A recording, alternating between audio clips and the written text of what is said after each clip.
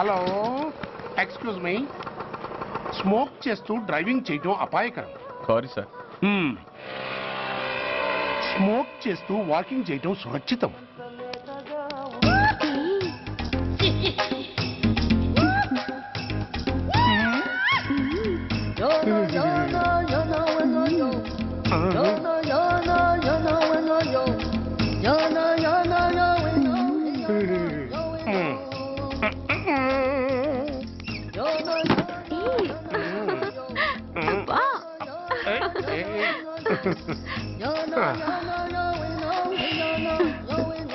ఎలా ఉంది? అబ్బో సూపర్. తాపేశ్వరం కాజా అదిరింది. మరి నాకు ఇచ్చేస్తే నేను వెళ్ళిపోతా. ఏంటి ఇచ్చేది? నా పంతనానికి పేమెంట్.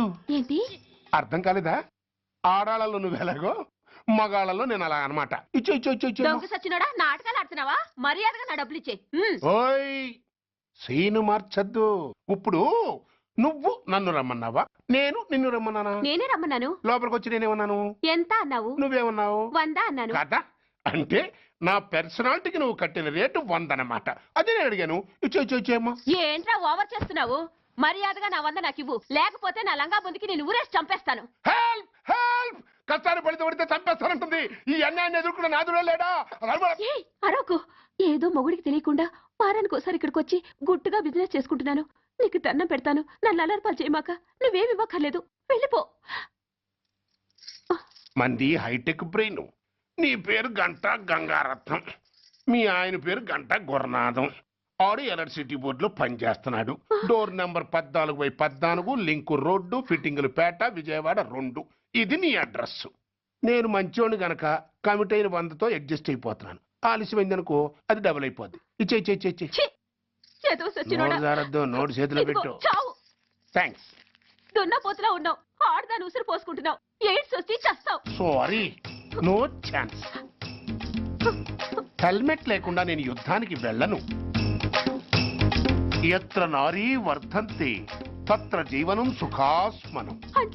అంటే నాకేం తెలుసు? ఎప్పుడో విన్నాను, ఇప్పుడు అనాలపించింది అన్నాను. వస్తాను.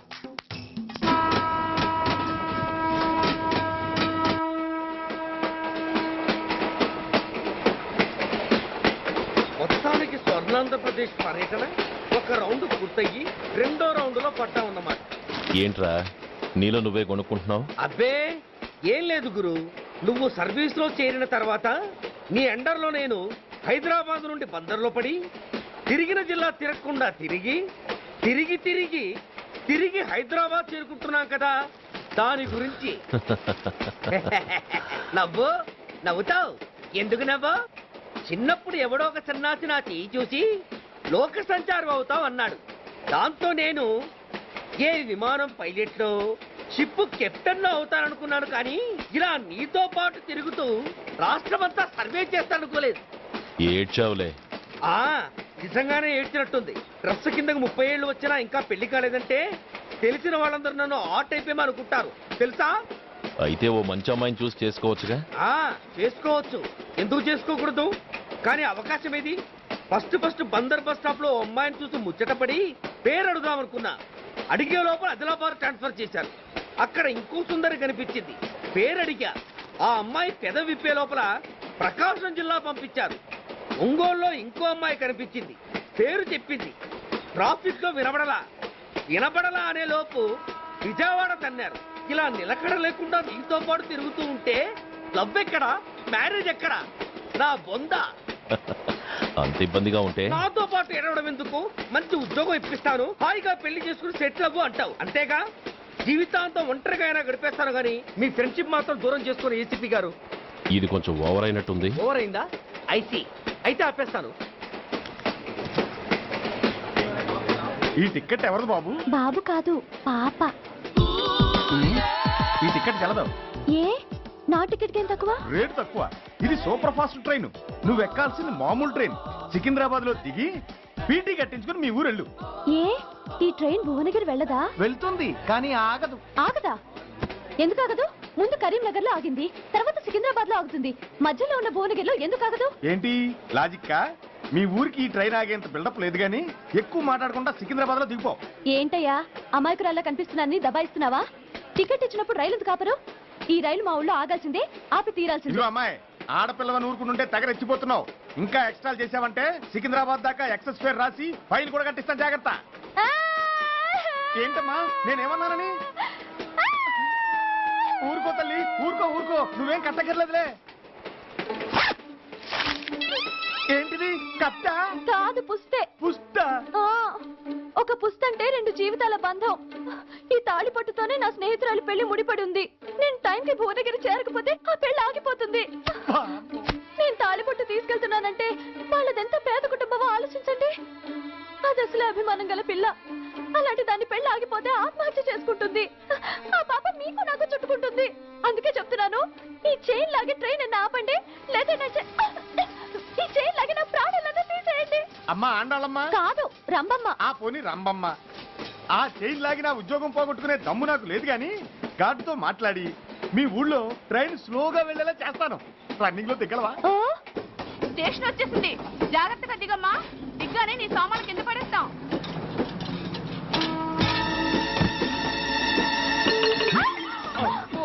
ఏయ్, అసలు నీకు బుద్ధుందా? రన్నింగ్ లో ట్రైన్ ఎక్కుతున్నావు, పొరపాటున స్లిప్ అయితే? అబ్బో ఏంటి గురు, సహాయం చేస్తే సైరన్ అరుస్తోంది. నీకు అసలు బుద్ధుందా? ఇక్కడ బండి ఆగదని తెలిసి ఆ టీసీ గడి కాళ్ళు గడ్డాలు పట్టుకొని బతిలాడి బండి స్లో చేయించుకొని దిగితే నేను పడ్డ శ్రమంతా వృధా చేసి నన్ను మళ్ళీ లోపలికి లాగేసి రక్షించినట్టు పోజు కొట్టి పైన లెక్చర్లు ఇస్తావా? కథ అడ్డం తిరిగిందే. ఇదిగో ఈ తాళి పొట్టు నా స్నేహితురాలి పెళ్లి టైంకి అందించడానికి రన్నింగ్ ట్రైన్ నుంచి దిగాను. నువ్వు నన్ను మళ్ళీ ట్రైన్ లోకి లాగేశావు. చూడు, ఈ తాళి ముహూర్తానికి అందకపోయినా, అక్కడ కట్టిన తోరణాలు ఎండిపోయినా, వేసిన అప్పడాలు మెత్తపడిపోయినా, సికింద్రాబాద్ స్టేషన్ లో దిగిన వెంటనే మా బావ కబురు పెట్టి మీ సంగతి తేలుస్తాను, తిరగేసి కొట్టి తిరుపతి చూపిస్తాడు. గురు, మనం హైదరాబాద్ చేరక ముందే ట్రాన్స్ఫర్ చేయించేలా ఉంది. అమ్మా, నీ బావ ఏమైనా రాజకీయ నాయకుడా? కాదు, స్ట్రిక్ట్ పోలీస్ ఆఫీసర్, ఏసీపీ సూర్య. ఏసీపీ సూర్య నీ బావ? ఏ చెవుడా? కాస్త సౌండ్ ప్రాబ్లం, తను వినుంటాడు. ఇంతకీ నీ బావ ఎవరో నీకు తెలుసా తల్లి? ఈయనకేమైనా మెంటలా? కాస్త ఆట అయిపోయలే. ఏ నువ్వేటైతే నాకేంటి? ఇదిగో పాయింట్కి వచ్చేస్తున్నాను. నువ్వేం చేస్తావో నాకు తెలీదు. ముహూర్తం సరిగా 10:30కి. ఈలోగా ప్లాట్ఫామ్ లో పడిపోయిన నా సామాన్తో సహా నేను భువనగిరి పెళ్లి వారింట్లో ఉండాలి. ఒకవేళ అలా జరగలేదనుకో, చెప్పానుగా మా సూర్యంబాబు గురించి, ఆ తర్వాత మీ ఇష్టం.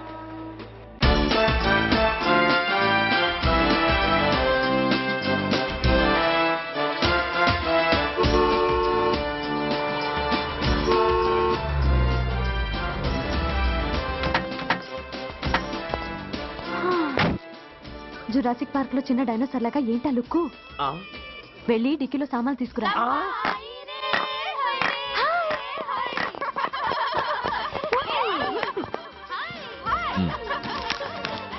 పర్వాలేదు, ఉంచుకో. టికెట్ సారీనే. అది సరిగాని అతనెవరే? వీడా, వాడ అసిస్టెంట్. మరి అతను వాడా, మన బాడీ గార్డ్. అవును, పెళ్లికూతురేది? లోపల మేకప్ అవుతుంది. నీ మీద చాలా కోపంగా ఉంది. కనీసం 2 రోజుల ముందైనా వస్తావని ఎక్స్పెక్ట్ చేసింది. దాని కోపం పోగొట్టడానికి నా దగ్గర ఓ మంత్రం ఉందిలే. ఈ ప్రెజెంటేషన్ చూడగానే అది ఐస్ అయిపోతుంది.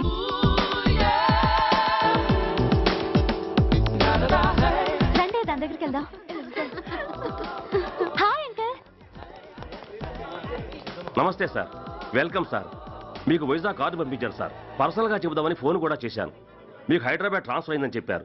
అక్కడ హెడ్ క్వార్టర్స్ కూడా కార్డు పంపించాను. మీకు అందుతుందో లేదో, వస్తారో రారోనని తెగ టెన్షన్ ఫీల్ అయ్యాను సార్. నాకు ఇన్ఫర్మేషన్ అందింది, అందుకే వచ్చాను. చాలా సంతోషం సార్. మీరు రండి సార్. గోమతి, దీపికా కపులావ్, కోరాయా దేక్. ఏంటి అతన్ని బాడీ గార్డ్ అన్నావు? అంకుల్ ఏమో అంత రెస్పెక్ట్ ఇచ్చి హడావుడ్ చేస్తున్నారు. ఉండవే, అసలే మతిపోయి నేను ఏడుస్తుంటాను. హలో, ఏంటి జురాసిక్ పార్క్ లో పెద్ద డైనోసార్ లా మొహం పెట్టావు? షాక్ అయ్యావా? అప్పుడే ఏమైంది? ఇంకా ముందుంది. ఇదిగో నీ బ్యాగ్, ఇదిగో నీ పెట్టి. నీకెప్పుడూ చెప్తుండేవాడిని, మా పోలీసులో హీరో, మా డిపార్ట్మెంట్ కి గర్వకారణమని. అంటే ఏసీపీ సూర్య. అవునమ్మా. Nice meeting you sir. I am so thrilled sir. మా భార్య సార్. నమస్తే జీ. నమస్తే. మా అల్లుడు sir. Glad to meet you sir. వాళ్ళ father sir, ACP Suryan sir. Hello sir. ఏవే రమ్మా, ఇలా రావే. ఏ నిన్నే పిలుస్తుందే. నోరు మూయండి. Hello calling. Go go fast. ఏయ్! సార్ సార్ రంభ అని నా close friend sir. ACP Suryam గారే. బావకి మరదల్ని కొత్తగా పరిచయం చేస్తున్నారేంటి? మరదలా? ఓహో, ఇది పెళ్లి మండపం కాదు, పెళ్లి కూతుళ్ళ ఫ్యాక్టరీ. ఇండియాలో ఉండే పెళ్లి కూతుళ్ళందరూ ఇక్కడే ఉన్నారు. ఇక్కడే ఇప్పుడే ఏదో ఒక అమ్మాయిని సెటప్ చేసుకుంటారు.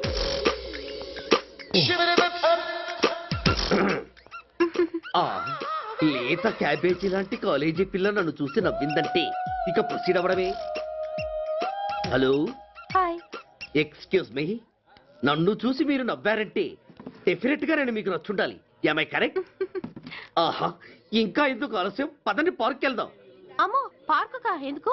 ఎందుకేమిటి, మనసు విప్పి మాట్లాడుకోవడానికి. అమ్మో వద్దండి, మాది అసలే సాంప్రదాయమైన కుటుంబం. మీరు నన్ను పార్కుకు తీసుకువెళ్తారు, అక్కడున్న లవ్ జంటలు చూసి మనం కూడా అలా మాట్లాడుకుందామని నా భుజం మీద చేస్తారు. ఆ తర్వాత నన్ను ఏ పొదల్లోకి తీసుకెళ్తారు. అమ్మో అక్కడ ఏ తప్పో జరిగిపోతుంది. వద్దండి, మాది అసలే సాంప్రదాయమైన కుటుంబం. అయ్యయ్యో, నేను అలాంటి వాడిని కాదండి. నేను మిమ్మల్ని ఏమీ చేయను. పోనీ పార్క్ వద్దంటే మరిద్దరం కలిసి సినిమాకి వెళ్దాం. సినిమాకా? ఆ. అమ్మో వద్దండి, మాది అసలే సాంప్రదాయమైన కుటుంబం. ఇద్దరం సినిమాకి వెళ్ళాక న్యూస్ అవగానే లైట్లు ఆపేస్తారు. ఆ తర్వాత మీరు చిన్నగా నా భుజం మీద చెయ్యేస్తారు. ఆ చీకట్లో లిప్ టు లిప్ కిస్ చేస్తారు. ఆ తర్వాత ఏ తప్పో జరిగిపోతుంది. అమ్మో వద్దండి, మాది అసలే సాంప్రదాయమైన కుటుంబం. అయ్యయ్యో, ఆ మాటకొస్తే మా కుటుంబంలో సాంప్రదాయమే తప్ప అసలు కుటుంబమే లేదండి. నేను చాలా జెంటిల్మెన్ని, ఎలిజిబుల్ బ్రహ్మచారిని. నేను మిమ్మల్ని ఏం చెయ్యను. మీ ఒంటి మీద అసలు చెయ్యే వెయ్యను. ప్రామిస్. నువ్వేం చేయనప్పుడు నీతో సినిమాకి పార్కుకి రావడం దేనికి రాజ్జా? అమ్మో, సాంప్రదాయమైన కుటుంబం అంటే అర్థం ఇదా? కొంపదీసి ఎవరు చూడలేదు కదా? నేను చూశాను కదా. పడక పడక నీ కంట్లోనే పడ్డానా తల్లి? నేనెవరికి చెప్పను గాని ఆ, నాకు ఇన్ఫర్మేషన్ ఇస్తావా? ఏమిటది? పెళ్ళైందా? నాకా? ఛీ, నీ కాదు, ఆయనకి. ఆయనక? ఓహో, మా గురుడికా? అవును. అయ్యింది. 13 ఏళ్ల కొడుకు, 10 ఏళ్ల కూతురు నిజమా? ఉండుండేవారు.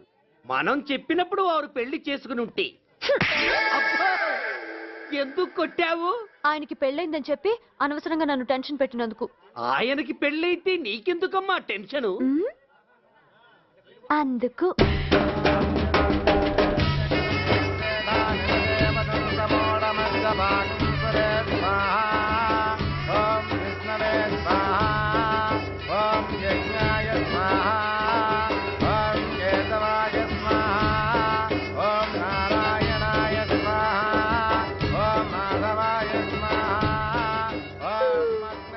ఎందుకే అలా ఉన్నావు? కష్టాలు వచ్చేసాయి. ఎవరికే? ఇంకెవరికి? మా నాన్నకి. ఈ నైట్కి రెస్ట్ తీసుకొని ఉదయాన్నే వెళ్తే బాగుండేది. లేదండి, రేపు మార్నింగ్ డ్యూటీలో జాయిన్ అవ్వాలి. సార్, నేను మీకు చెప్పేంతటి వాణ్ణి కాదు, కానీ మీరు వెళ్ళేది హైదరాబాద్. అక్కడ ధనరాజు గాడు పరమ కిరాతకుడు. మీరు వాడి విషయంలో కాస్త అలర్ట్గా ఉండటం మంచిది sir. I will take care of myself. Anyway, thank you. Bye. మంచిది సార్. See you. నమస్తే సార్. Tata stereo. రై షట్ అప్. వై? ఎక్కువ ఎస్ ఎస్. వెళ్ళొస్తాను సార్. ఉంటారు. Go go. అంకుల్, అసలు ఆ ధనరాజ్ అంటే ఎవరు? వాడు అంత డేంజరస్